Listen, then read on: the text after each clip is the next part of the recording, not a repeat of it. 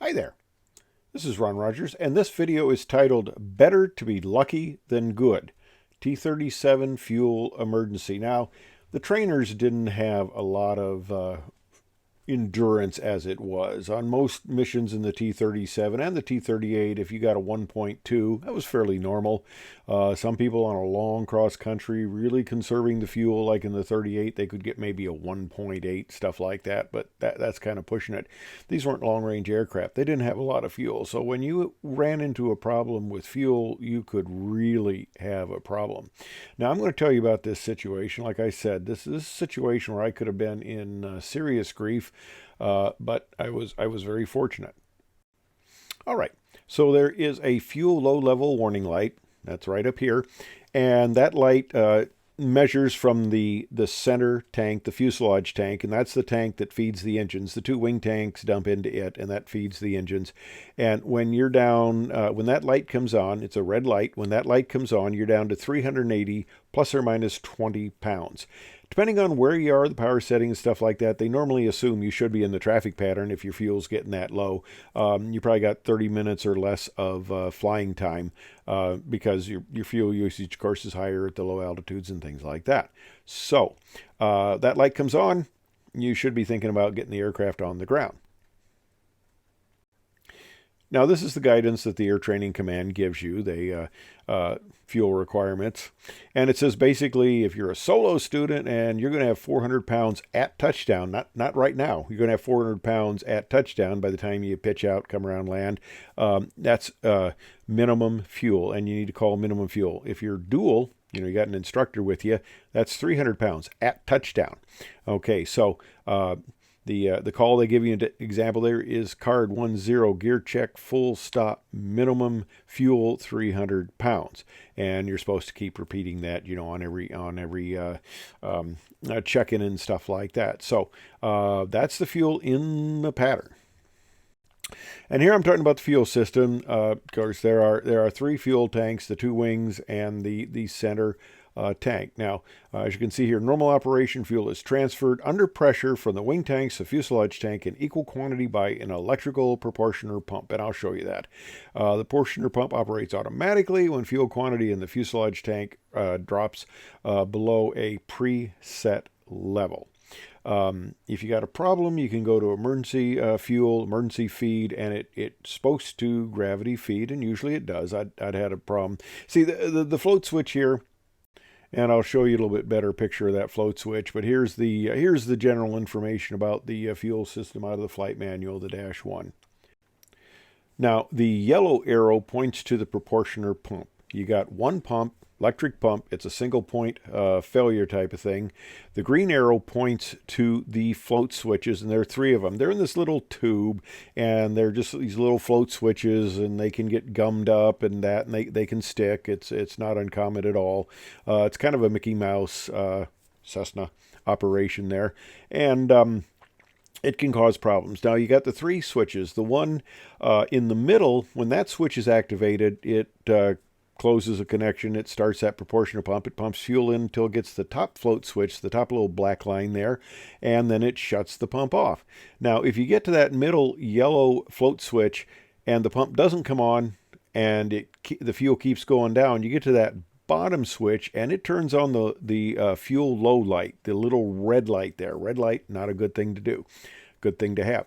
And you see the red arrow above my head there. That points to the vent system. Now, that's kind of a weird looking vent system. It's got two little things there. Well, on the airplane, it's even more weird. It comes out, goes down in the front, comes out and kind of does this down thing at a slightly different angle in the back. And this thing is really sensitive to position and alignment that I found out later. And here's a little closer look there. And you got that the float switch there with the yellow arrow. And there's a solenoid valve. And that emergency fuel switch, which I'll show you a little bit better picture here. But you can see it here. It's got normal and emergency. Now, the one out of the Dash 1, the one we had, was guarded. The picture I have, it's not guarded, which I think is interesting. But you didn't normally want to select it to emergency. But you can see the two lights there. And you'll see them here better in the next slide. The red one on the gauge there, the big fuel gauge, 2,000 pounds of fuel. Yeah, for your airline guys, you're going, man, what do you do with all that fuel? Okay, well, you got the fuel low, the red light. Red light tells you it's not a good thing, right? And then you got the yellow light, which is when you're in gravity feed, which is, well, it's not something you want to necessarily do, but it's okay. It's a caution because you're in gravity feed. And there's a little bit closer view. You can see of course, the fuel quantity test button, the fuel low level, and the fuel gravity feed lights, the big gauge there. And then you got the little selector. Normally it's in total, which gives you your total fuel, and you can go left or right. And the fuel switch is normally in normal. Now, there is an emergency procedures, float switch malfunction or fuel boost pump warning light during flight. Well, if you get the fuel boost pump light here, they're thinking that, hey, you really got a problem here running out of fuel. And what you go is kind of interesting. They say if you get this, if the float switch have malfunction, the first indication of impending double engine flameout due to fuel starvation will be a slow increase in the fuel quantity indicator. That's basically because it's being exposed to air. It's not what you think. You're not suddenly hit a tanker here. You're not suddenly increasing in fuel. It's not a good thing, so be aware of that. If you see that, that's a very bad thing. Although it looks like a good thing because it looks like your fuel's going up, but it's not. It's a very bad thing, okay? Now, it'll be followed by fuel flow fluctuations on both engines and illumination of the fuel boost pump warning light. Double engine flameout will occur within a few seconds, depending on power setting. Okay, so the procedure is fuel system emergency. That allows everything to gravity feed. And then reduce to minimum practical thrust. Fuselage tank, check quantity, okay, because that's the tank that feeds the engine. Okay, now at the time I got this going on, yeah, I'm not going to do inverted flight or negative G's. I go, that's really kind of brilliant there. But here's the situation. All right, so here I am on a cross-country flight, departed Vance Air Force Base, and I forget where I'm going to. I mean, I didn't at the time. I'm with a student cross-country, but after all these years, I don't remember where I'm going. I will tell you where I landed because I didn't land at where I intended to land.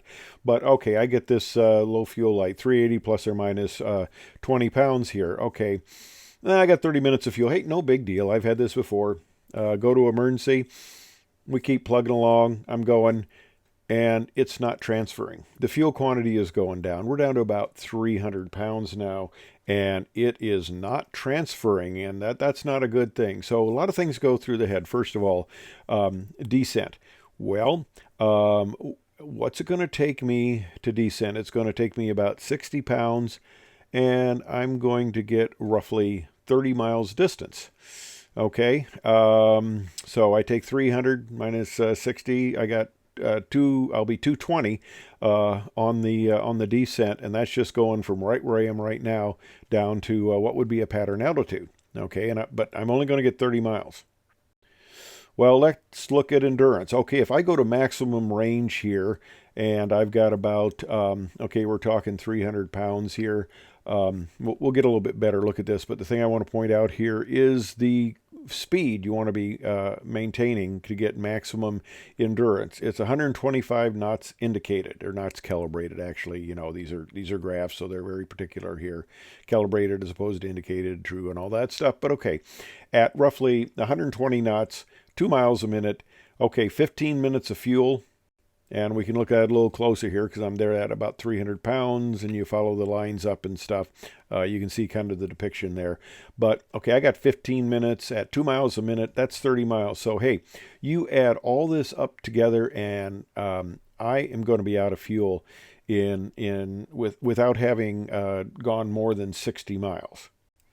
Like I said, I'm on a cross-country flight. I'm up at cruise altitude, about 20,000 feet. And I got to put this airplane down somewhere on a runway within 60 miles, or I am in deep trouble. Now, one thing, what kind of happened here, and you may be wondering, well, why didn't it feed?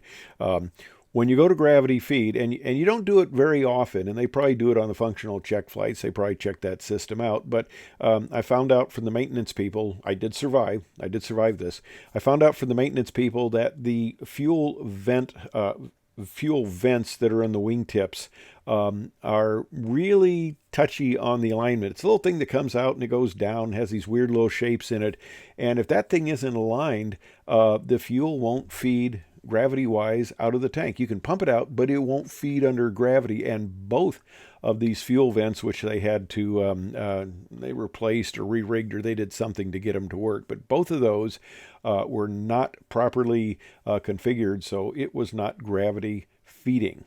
And that's why I didn't get the gravity feed, and that's why I was trapped. Now, I think about the time I had like 1,400 pounds of fuel on board. I had plenty of gas in the wing tanks, obviously. I'd have enough to make the cross-country flight sufficiently, but it's trapped there, and it's like fuel in the truck, or fuel in a tank you can't get at. Yeah, it's not that exciting. It's fuel you can't get to, and it doesn't do you a bit of good.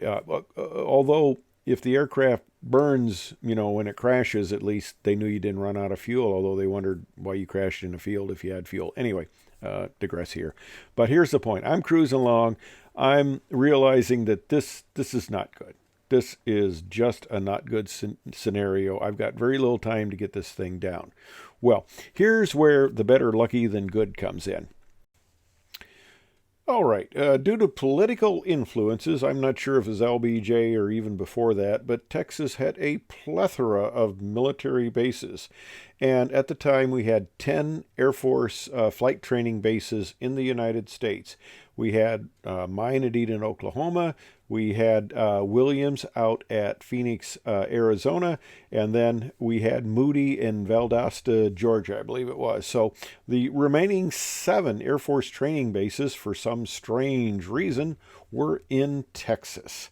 Okay, well, it's a good thing because, like I said, I took off from Vance. I don't remember where I was going for sure, but I remember where I ended up because we were right over the top of Sheppard Air Force Base. And I'm up there, and I decided, well, what am I going to do? And I looked out, and there was nothing more beautiful than to see big concrete below me, and I realized from the navigation and stuff like this that was Sheppard Air Force Base, and that concrete never looked so beautiful. And I told Center, I said, hey, I need to land there. I'm minimum fuel, which wasn't declaring an emergency because you use the term minimum fuel, but I declared minimum fuel and I needed to land there. And they cleared me for an immediate descent, and I spiraled down. And I guess the situation with Sheppard was they made this emergency. It should have been an emergency anyway. Here I was, a fairly low time instructor pilot, not realizing that this should have been called an emergency. Okay, you learn from flying. But anyway, because I was a aircraft that had made a unscheduled arrival, let's put it that way, at this base, that meant that it must be an emergency because I wasn't planning on landing there, and that was truly the situation.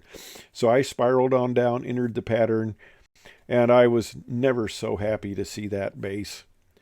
And I was never so happy as to be on the ground. And I came in there, and I had about 100 pounds of fuel left, if I remember.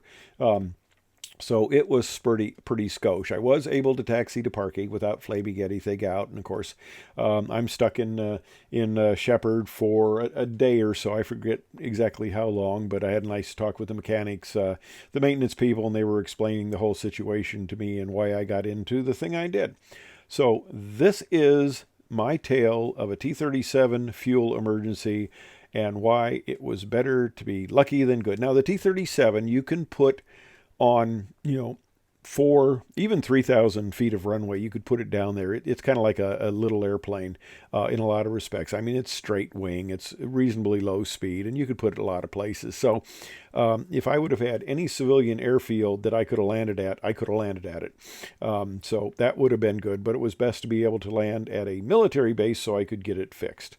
Anyway, that's the story of better lucky than good. Thanks for watching. I hope you enjoyed it.